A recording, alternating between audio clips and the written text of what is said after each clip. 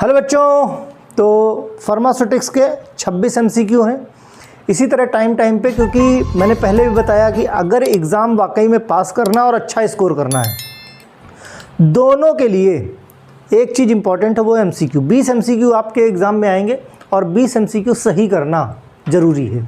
20 के 20 सही कर ले जाओ, अपने आप स्कोर बढ़ जाएगा, बैक लगने की संभावना नगण्य हो जाएगी, नेग्लिजिबल हो जाएगी।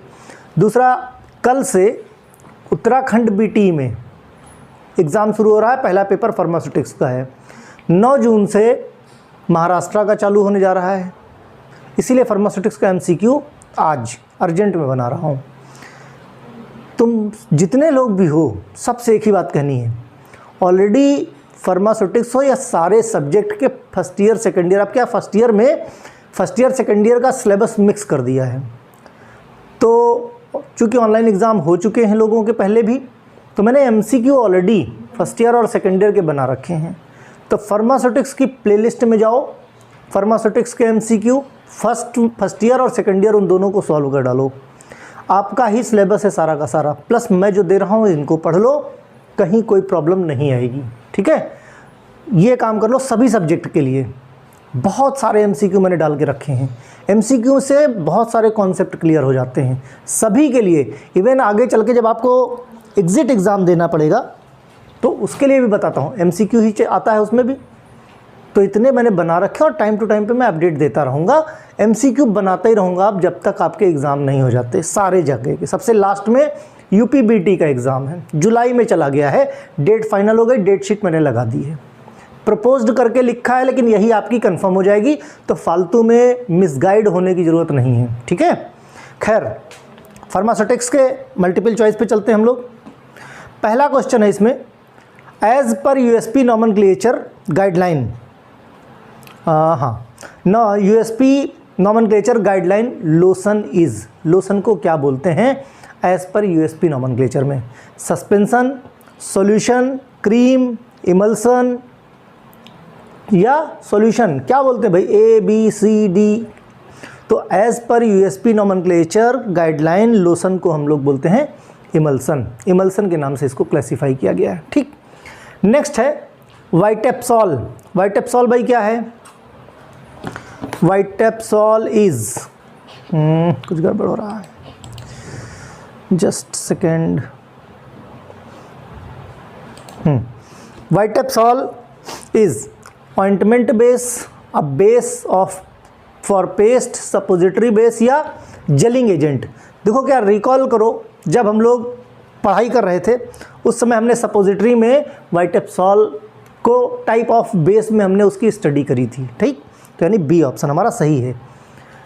द वर्ड फार्मेकॉन मीन्स, फार्मेकॉन का मतलब क्या होता है? बहुत सारे होंगे जो आपको पहले से पता होंगे, लेकिन मेरा काम एज ए टीचर है नंबर ऑफ एमसीक्यू प्रोवाइड कराना और ऐसे जो इम्पॉर्टेंट हो एग्जाम पॉइंट ऑफ व्यू से। ओके, तो द वर्ड फार्मेकॉन, फार्मेकॉन का मतलब क्या होता है भाई? फार्मेकॉन का मतलब होता है ड्रग, मेडिसिन। ओके, तो pharmacon means the medicine. Next है, the drug inquiry committee was established under the leadership of. Drug inquiry committee किसकी लीडरशिप में? देखो, इस तरह के क्वेश्चन मैंने कई डाले हैं, बहुत कन्फ्यूज़न होता है और बहुत सारी बुक में बहुत सारी मिस्टेक भी हैं। ठीक है, हो सकता है बहुत सारी चीज़ों पे कॉलेज के टीचर भी ऑब्जेक्शन करें, तो मैं नहीं कहता कि आप मुझ पे ही बिलीव करो, आपके पास है विकिपीडिया सर्च कर लो। तो RN चोपड़ा ने जो है इनकी लीडरशिप में ड्रग इंक्वायरी कमेटी बनाई गई थी, RN चोपड़ा की लीडरशिप में, ध्यान रखना। नेक्स्ट क्वेश्चन है, first university in India started B Pharm course. Bachelor of pharmacy का कोर्स जो है इंडिया के अंदर सबसे पहले किसने शुरू किया था भाई? Jawaharlal Nehru university, university of Hyderabad, Nalanda university या BHU? तो बी ऑप्शन सही है भाई। BHU ने सबसे पहले इंडिया के अंदर पहली यूनिवर्सिटी बी फार्मा शुरू करने वाली थी, BHU हमारी। Who is known as father of pharmacy profession in India? Pharmacy profession के फादर कौन हैं? अगर नेट पे सर्च करके देखते हो तो इन इंडिया ज़रूर डाल देना, नहीं तो कई सारे निकल के आते हैं, बड़ी कंट्रोवर्सी होती है। तो प्रोफेसर आचार्य प्रफुल्ल चंद्रा, प्रोफेसर एम.एल. सराफ, देखो ऑलरेडी आ गया है आंसर निकल के, प्रोफेसर एम.एल. सराफ को father of pharmacy profession in India बोलते हैं ना। नेक्स्ट क्वेश्चन है FIP मीन्स, FIP का मतलब क्या होता है? International pharmacy federation, federation of Indian pharmacy या इंडियन फार्मेसी फेडरेशन। तो इंटरनेशनल फार्मेसी फेडरेशन यानी ए ऑप्शन सही है। क्या है? FIP का मतलब होता है। नेक्स्ट है the first pharmacy college in Asia was started at, पूरे एशिया में, चाहे चीन की बात कर लो, चाहे श्रीलंका की बात कर लो, चाहे नेपाल की बात कर लो, चाहे बांग्लादेश की, चाहे हिंदुस्तान की बात कर लो या नेपाल मीन्स या पाकिस्तान, जो भी एशियन कंट्री हैं, है ना, तो सबसे पहले पहला फार्मेसी कॉलेज कहाँ शुरू हुआ था? गोवा में शुरू हुआ था, राइट। नेक्स्ट है minimum qualification to become a registered pharmacist under the pharmacy act 1948। Registered pharmacist बनने की मिनिमम क्वालिफिकेशन जो कोर्स आप लोग कर रहे हो, इट मीन्स डी फॉर्म, यानी कि ए ऑप्शन सही है। ओके हाँ, the man behind the constitution of Indian pharmaceutical association is, बहुत इंपॉर्टेंट और टेक्निकल क्वेश्चंस हैं, इसलिए ध्यान देना। मैंने कहा ना कि काफ़ी जो है उत्तराखंड का कल से है, पढ़ के ज़रूर जाना और कोशिश करना अगर समय मिले तो जो मल्टीपल चॉइस ऑलरेडी चैनल पर मैंने अपलोड कर रखे हैं उनको देख जरूर लेना। फर्स्ट ईयर सेकंड ईयर में कंफ्यूज मत होना, क्योंकि अभी सिलेबस क्या है, कॉमन हो चुका है। ओके, तो मिस्टर एम.एल. सराफ थे रिस्पॉन्सिबल किसके पीछे? इंडियन फार्मास्यूटिकल एसोसिएशन के कॉन्स्टिट्यूशन के पीछे, है ना। तो professor M L. Saraf. First chemist shop 1811 में इस्टेब्लिश हुई थी, किसने की थी वो? R.C. Roy, Haffkine, TK. Gujjar या बैथगेट? तो बैथगेट ने सबसे पहले 1811 में फर्स्ट केमिस्ट शॉप इस्टेब्लिश की थी। ध्यान रखना, ये सारे क्वेश्चन इंपॉर्टेंट है। ओके, अब पैकिंग दैट इज और मे बी डायरेक्ट और indirect with the doses form. The packaging मतलब मैं समझा देता हूँ, है ना, क्वेश्चन कुछ इनकम्प्लीट सा लग रहा है तो समझिए लो। ये कहना चाह रहा है कि पैकेजिंग ऐसी हो, आंसर आ गया है प्राइमरी पैकेजिंग, लेकिन क्या है आप समझ लो। जैसे कोई भी ड्रग है, कोई भी डोजेस फॉर्म है, किसी भी पैकिंग मटेरियल के अगर डायरेक्ट कांटेक्ट में है, अगर डायरेक्ट कांटेक्ट में है तो उसको हम बोलते हैं packing material, primary packing material. मतलब जैसे वायल है, वायल में क्या है, देखो क्वेश्चन भी यही आ गया है ना, वायल के अंदर क्या है? डायरेक्ट ड्रग है। ड्रग किसके कांटेक्ट में है? वायल के कांटेक्ट में। इट मीन्स वायल क्या होगा? प्राइमरी। जैसे टैबलेट आपकी होती है, टैबलेट जो ब्लिस्टर में पैक होती है, तो जो ब्लिस्टर है एल्युमिनियम फॉयल का जो बना हुआ है या PVC का बना हुआ है, उसको क्या बोलोगे? उसको बोलोगे प्राइमरी पैक। और प्राइमरी पैक, देखो कॉन्सेप्ट समझ लो, प्राइमरी पैक जिसके अंदर डब्बे में, जिस डब्बे में पैक होगा उसको आप क्या बोलोगे? सेकेंडरी। प्राइमरी पैकिंग जिसके अंदर पैक होगी उसको बोलोगे सेकेंडरी पैकिंग, और सेकेंडरी पैकिंग जिस बड़े से डब्बे में पैक होगा उसको बोलोगे टर्सरी पैकिंग। तीन तरह की पैकिंग आपके सिलेबस में है। प्राइमरी से डायरेक्ट कांटेक्ट होगा किसका? ब्लड, डायरेक्ट कांटेक्ट होगा ड्रग का किसी भी तरीके से, वो प्राइमरी। और प्राइमरी जिसके अंदर जाएगा वो सेकेंडरी, और सेकेंडरी जिसके अंदर जाएगा वो टर्सरी। नेक्स्ट क्वेश्चन आता है, glass is the highest pharmaceutical grade. ध्यान रहे, टाइप 1 ग्लास। देखो मैंने यहाँ पे ग्लासेस की कैटेगरी, चूँकि मैंने पैकिंग मटेरियल अभी पढ़ाया नहीं, आगे चल के पढ़ाऊँगा, लेकिन इंपॉर्टेंट है क्योंकि यूके में एग्ज़ाम है। मैंने बताया जैसे कि टाइप 1 बोरोसिल ग्लास होते हैं जो लैब में हमारे इस्तेमाल होते हैं, जो हाईएस्ट ग्रेड के होते हैं। दूसरे नंबर पे जो आते हैं ट्रीटेड सोडा लाइम ग्लास, ठीक। तीसरे नंबर पे आते हैं रेगुलर सोडा लाइम ग्लास, और टाइप 4 होता है general purpose soda lime glass. जो टाइप 4 है ये पैरेंटल प्रिपरेशन में इस्तेमाल नहीं किए जाते। ये ध्यान रखना कुछ चीज़ें, क्योंकि इससे क्वेश्चन आ जाता है। टाइप 1 सबसे हाईएस्ट ग्रेड है, इसमें बोरोसिलिकेट के ग्लास होते हैं। टाइप 2 ट्रीटेड सोडा लाइम होता है। Type 3 regular soda lime glass होता है, और type 4 non for parental preparation. Means parental preparation type 4 में पैकेजिंग नहीं होगी। क्वेश्चन देख लेते हैं। Glass is suitable for most parental and non parental product. Glass is suitable for most parental और नॉन पैरेंटल प्रिपरेशन के लिए किस टाइप के ग्लास हैं जो क्या होंगे? एकदम सुटेबल होंगे। तो जाहिर सी बात है पेरेंटल मतलब एसेप्टिक हाईएस्ट ग्रेड यानी टाइप 1 बोरोसिल के ग्लास, चाहे पेरेंटल पैक कर लो चाहे नॉन पेरेंटल पैक कर लो, ठीक है। नेक्स्ट क्वेश्चन है glass is not used for alkaline solution. गर्मी बहुत है ना, लेकिन आपके लिए क्वेश्चन बनाना भी ज़रूरी है ना, ठीक है। क्या है कि फ़ैन अगर चलाऊंगा तो हमारी आवाज़ जो है क्या है कुछ खिरखिराहट सी आएगी तो मज़ा नहीं आएगा। Glass is not used for alkaline type 2 glass. जो टाइप 2 ग्लास होता है उसको बोलते हैं ट्रीटेड सोडा लाइम ग्लास। ये ग्लास स्पेशली इस्तेमाल किया जाता है डी एल्कलाइज़र के लिए। किसके लिए? डी एल्कलाइज़र के लिए, यानी रिमूव सरफेस से एल्कली को रिमूव करता है। इसीलिए एल्कलाइन सॉल्यूशन के लिए टाइप 2 नहीं इस्तेमाल किया जाता, नहीं तो वो क्या उसका एल्कलाइजिंग नेचर को कम कर देगा, ठीक है। तो ध्यान से समझना, टाइप 2 ग्लास एल्कलाइन सॉल्यूशन के स्टोरेज के लिए बिल्कुल नहीं होता। Glass is use for packing oral और टॉपिकल यूज। अब ओरल और टॉपिकल प्रिपरेशन क्या है? ये पेरेंटल प्रिपरेशन नहीं है, ध्यान रखना। ओरल और टॉपिकल प्रिपरेशन, तो कौन सा ग्लास?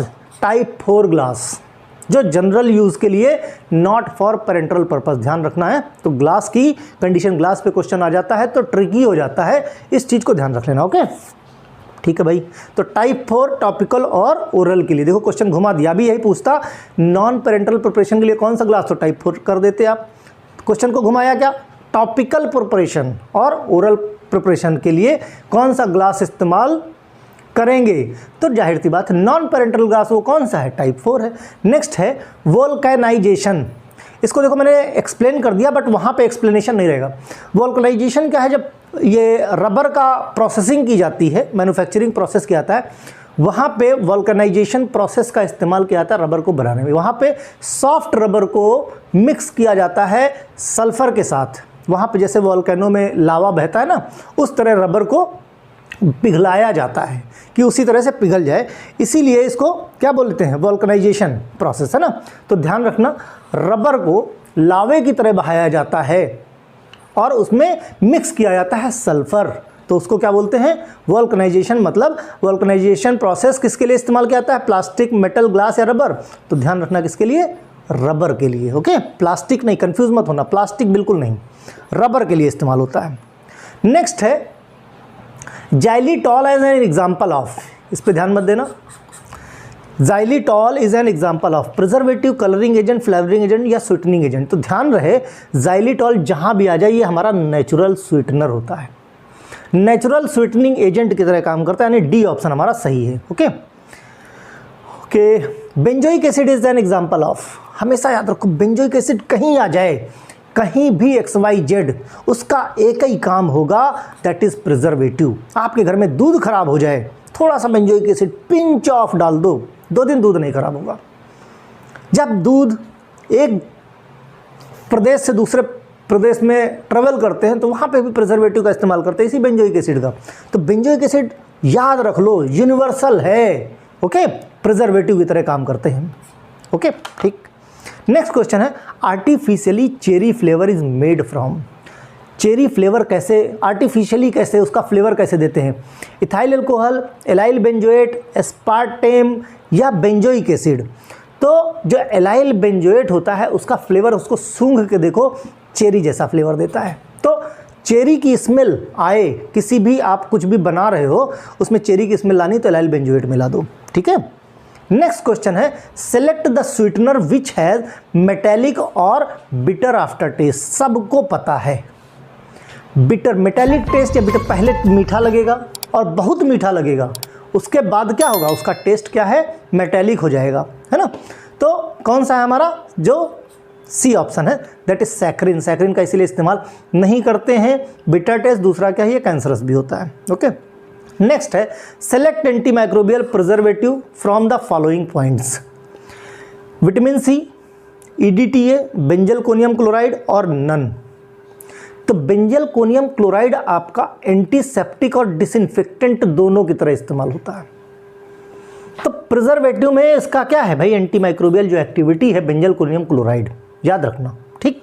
इसके पहले सेकेंड ईयर वालों ने benzalkonium chloride as a anti microbial agent पढ़ा भी है, as a disinfectant and antiseptic agent, ठीक है, उनके सिलेबस में था। Which of the following mill work on the principle of combined impact and attrition. 1 या 2 दिन में इसका आंसर विद एक्सप्लेनेशन मिल जाएगा आपको, क्योंकि साइज रिडक्शन मैं पढ़ाने वाला हूँ। 1 या 2 दिन में, कल या परसों में होप सो कि इसका वीडियो अपलोड हो जाएगा। लेकिन तब तक यूके के एग्ज़ाम हो चुके होंगे, लेकिन महाराष्ट्र के बचे होंगे और यूपी के तो बचे ही हैं, ठीक है, एमपी के खैर हो गए।